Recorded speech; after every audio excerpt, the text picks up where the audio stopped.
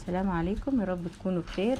النهارده معانا شويه مشتريات كده هوريها لكم، اللي بنجيبه ونقع فيه الاونلاين محدش يقع فيه ويروح فلوسه على الفاضي، والحاجات الكويسه الخامات النظيفه اللي بتشوفيها انتي وبتجيبيها وبتستفادي بيها.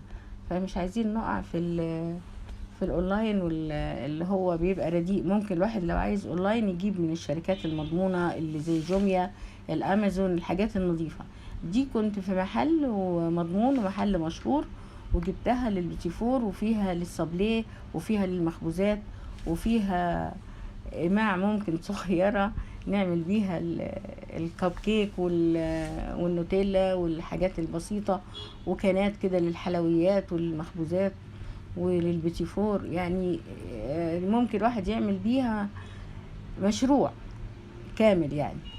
وهنا ايه دي كمان، دي بقى مقلب. دي يعني حاجة ما بتستفادش بيها خالص. كبة الاسم كبة يدوية، لكن هي ممكن طماطمية واحدة، ممكن بصلية واحدة، ممكن مع طالب غلبان في ساكن لوحده، لكن ما فيهاش اي فايدة. والاعلان بتاعها كان تحفة، يعني هي تقليد طلعت. طبعا دي اللي انا ما شفتهاش، انا جبتها من على النت. ودي معالق برضو انا طلبتها، معالق نظيفة وشفتها لونها ذهبي وجميلة، ومعالق تركي ومعروفة، وبعدت جبتها جابولي دي. وبرضو دي ملهاش اي 30 لازمة. دي عبارة عن حديدة كده، وهي اصلا سيلستين نظيف وشكلها جميل.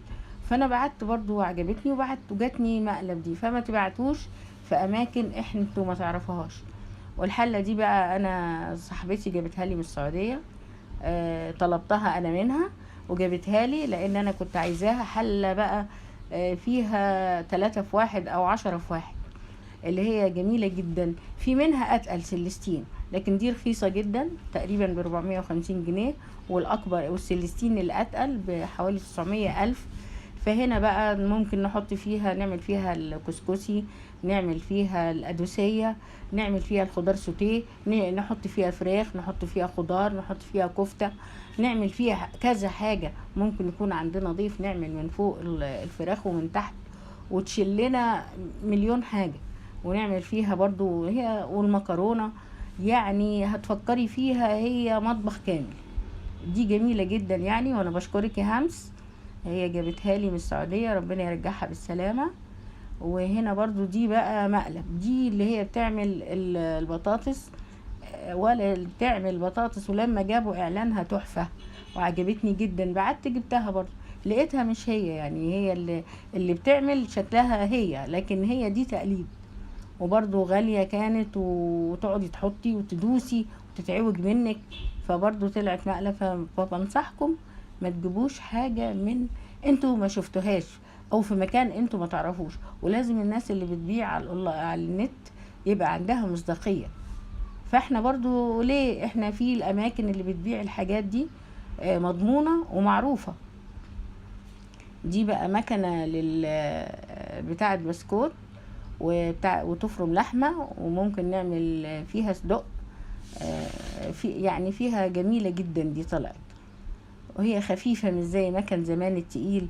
دي برضو انا رحت المحل ونقيتها وجبتها وفتحتها وشفتها قدامي، وسعرها كان رخيص وجميلة جدا، ونفعتني. وعملنا فيها حاجة العيد وجميلة خالص. وهي بتتركب وفيها حتة للحمة. عايزة اقول لكم ان السكينة بتاعتها اللي جوه دي برضو القطعة دي عشان تحطي بيها لو في معاكي لحمة او معاكي طعمية، تحطيها وتنزلي بدل ما تحطي ايدك وتتعور. وده للبسكوت بنركبه، بنشيل الوش ده بتاع اللحمة بتاع المفرمة، ونحط البسكوت ونحط كله الاشكال اللي عندنا.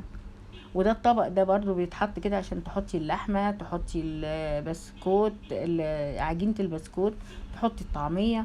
يعني جميلة وشكلها حلو وخفيفة كده وسهلة وتتنضف بسرعة.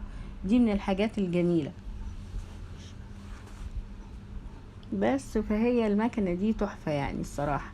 برضو رحت نقيتها وجبتها وفيها سكينة من جوه، ما بتتحطش على القلم، بتتحط السنان. السكينة بتاعتها بتبقى لبره. في ناس بتغلط وبتحطها لجوه فما بتفرمش. فلازم السلاح بتاعها يبقى زي ما انا وريته لكم كده اهو. وهنا دي بتاعه الصدق، بنركبها فيها ونحط الصدق ونلف وتملالنا، يعني جميلة، يعني فيها كذا حاجة. وده بقى حافظة الطعام، دي تحفة.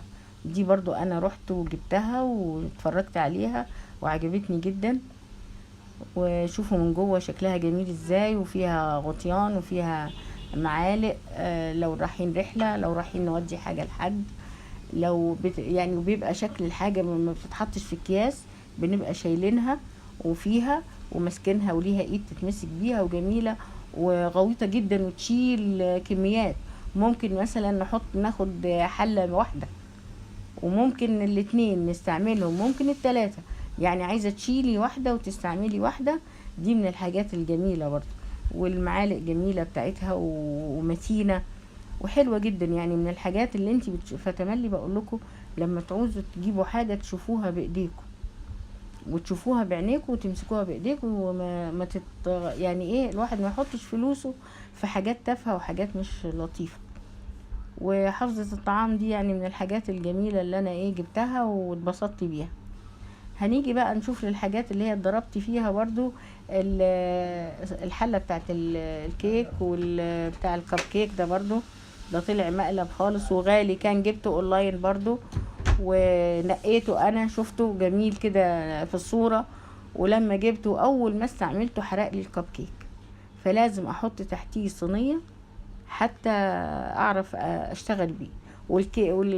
قالب الكيك ده برضو نفس الطريقة، برضو لو حطيت فيه كيكة ودخلته الفرن بتتحرق من تحت، فلازم احط تحتيه صينية برضو.